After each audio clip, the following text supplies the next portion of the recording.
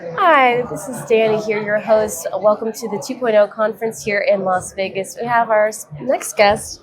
I'd like to introduce you to. Please introduce everyone. Yeah, hi, Danny. Hi. My name is Dr. Amanda Kenderes, and I'm the creator of Talk Types. Awesome, beautiful. And can you tell us a little bit about how you created Talk Types and what your background is? Yes, so I grew up around the world, 5 continents, come from an embassy family. So every 3 years, we needed to move to a new continent. And I learned from an early age that I needed to connect with people quickly if I was going to have a good time because we'd soon be moving on once again. So how do people connect? Through talk.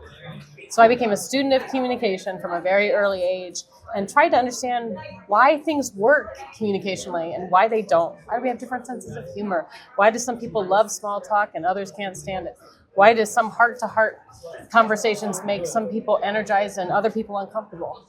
All these questions I had, and just to try and fit in and belong and be more comfortable, finally found some answers for myself 25 years later and thought, this could really help other people too. So I published my book last year, Talk Types, How What We Say Reveals Who We Are, and that's led me to you.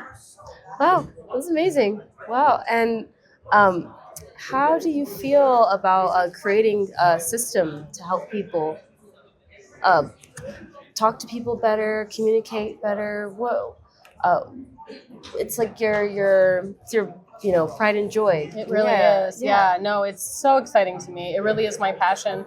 It had to have been because it's been my work for the last 35 years. And there are 6 talk types. Everyone on the planet is one of these 6.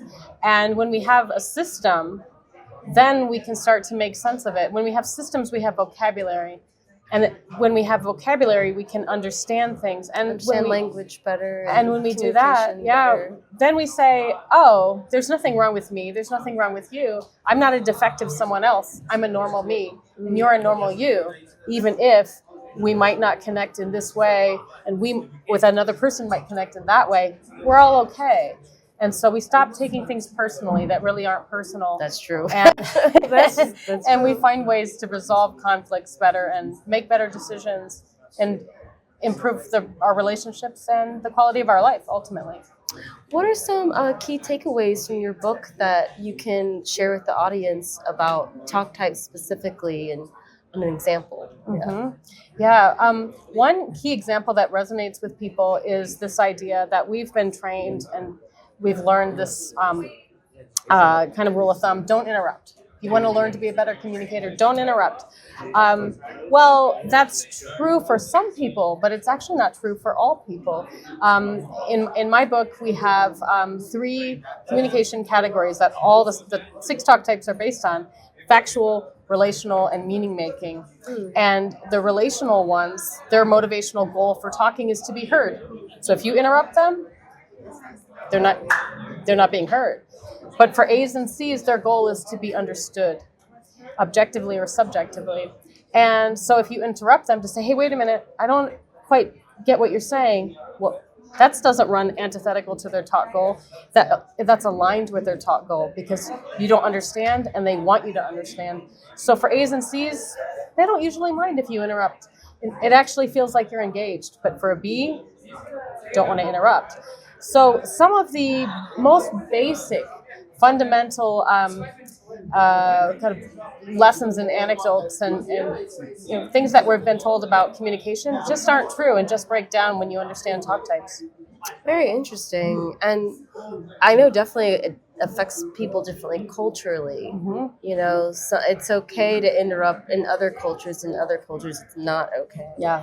So it's more of like a collaborative approach versus like everyone gives their turn to speak. Yes, but here's what's so fascinating, Danny, about culture.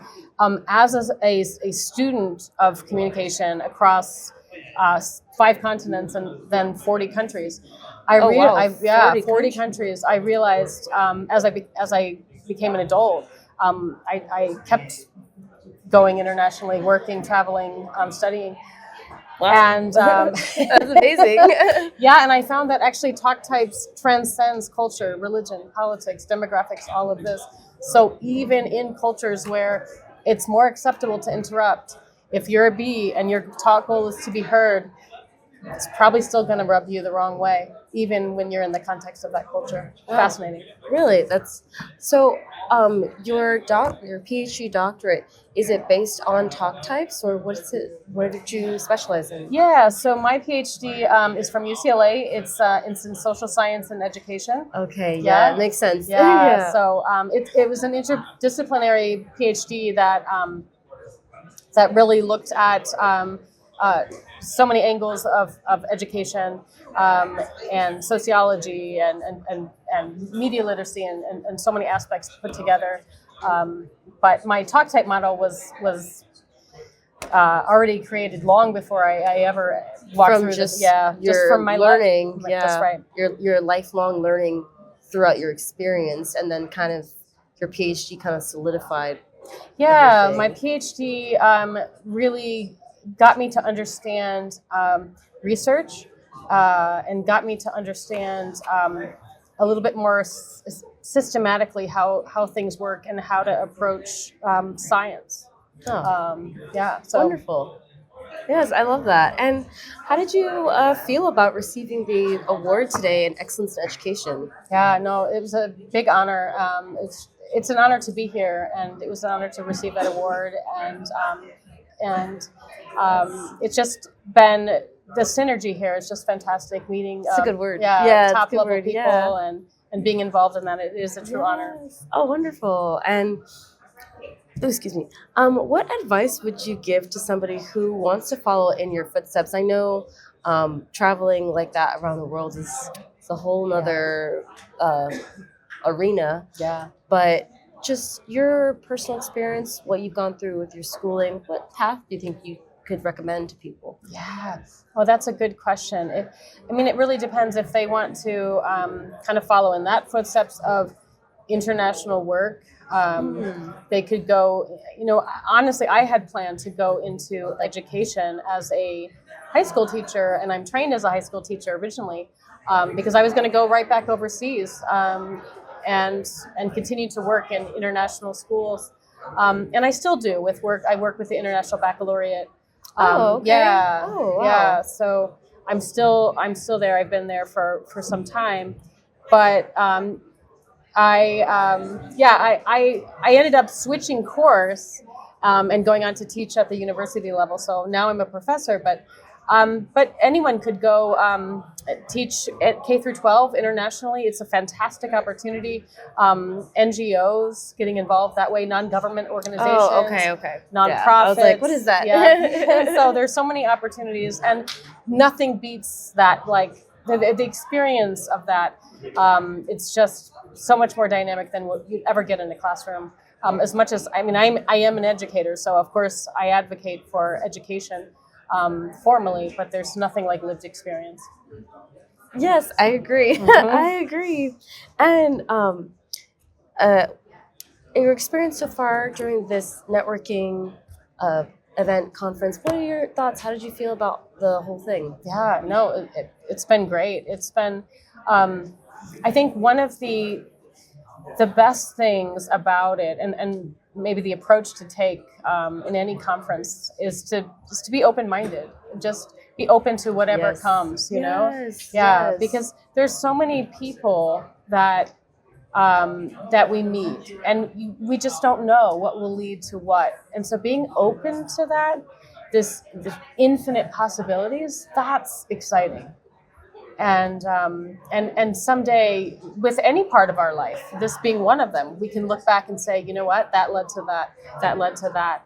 And that's the magic that can happen at a conference like this. Wow, the catalyst. Yes, the catalyst. absolutely.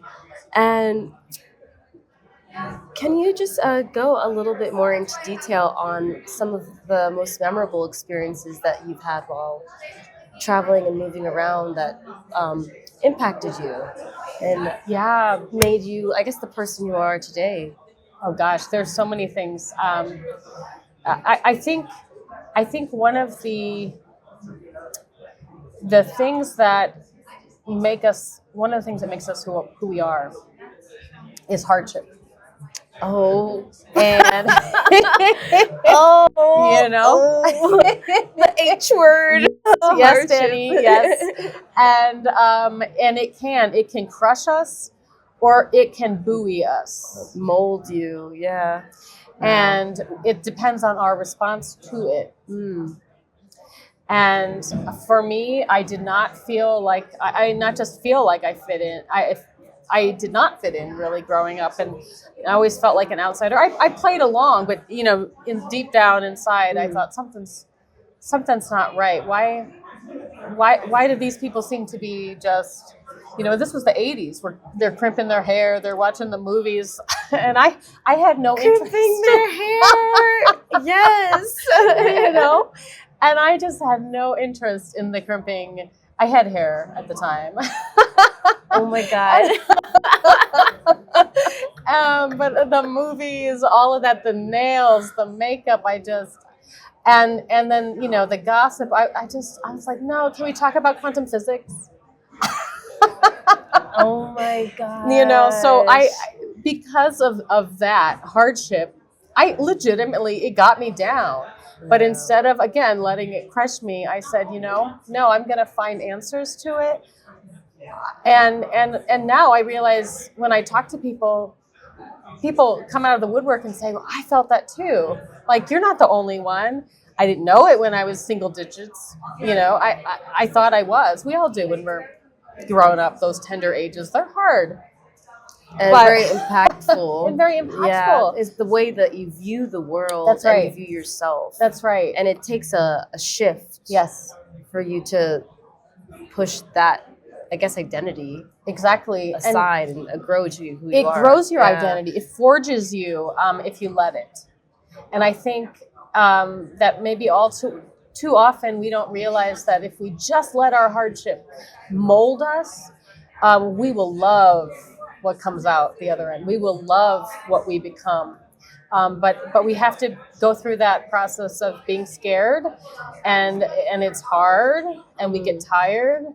But we can do it, and we will love the result. We will love the result. Wow. And in regards to your next chapter, not not the book. In regards to your next chapter, do you what it's in store for you? Yeah. So now I kind of feel like for 35 years I've been incubating this baby, and now last year I finally birthed the baby, the book, and so now I want to see it grow. I want to see it grow up. So I'm not on a formal book tour. I've been doing podcasts. So do you have a podcast? I don't lead the podcast, but I've been guests on all sorts of podcasts. I'm doing that. And I lead workshops on the talk type model. And what I'd like to do is to see the talk type model be integrated into tech, into AI. Ooh. We all know when we interact with AI, whether it's ChatGPT, right? And which has gotten incredible. It really has. But sometimes even GPT is tone deaf. And it goes between fully informational to heartfelt. And sometimes it doesn't translate. It doesn't translate. So I would like to get the talk type model into AI interfacing and into large softwares. Yeah, into softwares and large language models.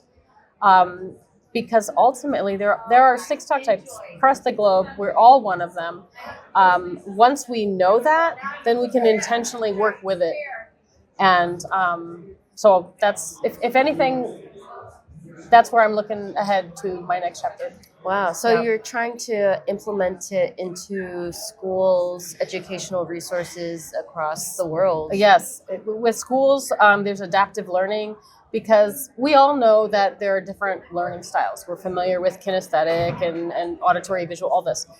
But we're not as familiar, or maybe even familiar at all, with the talk types and how that actually impacts our the way that we even retain and process information. So if I'm learning in a communication style that I identify with, that I align with, it's gonna sink in. And if it's not, I'm probably not even gonna hear it, not very well, unless I'm trained and I'm focused. If I'm in high school, middle school, probably not. No. So You're right. yeah. You're right. Yeah. This is fascinating. Yeah. Really Thank fascinating. you. Yeah. So, and your PhD is focused on, is specializing in the talk types and So social sciences, Social science. And comparative international education. So basically looking at different systems of education around the globe and how social systems interact with education. So Oh, wow. they're very big. everything is in a like connected. Yes, with- everything. That's yeah. exactly right. So sociology, politics, economics, media. How do all of these systems shape the learning of even one individual? Global systems and individual education. How do we learn with all of this context? Oh, wonderful. Yeah, around the world. Yes. Well, I just say this has been great. Yes. And how can people reach you to collaborate and continue Yeah, the no. conversation? No, so they can go ahead and find me at amandakenderes.com, talktypes.com, and on LinkedIn, I'm Amanda Kenderes. So those would be the ways. On the websites, there's a form they can fill out, and the email will go to me. So be happy to connect and look forward to it. Yeah. So wonderful. Thank you Yes. so much, Doctor. Yes, Thank you, I Danny. appreciate it. Yes, absolutely. It's been a pleasure. Yes. Have a good conference. Thank Yes. you.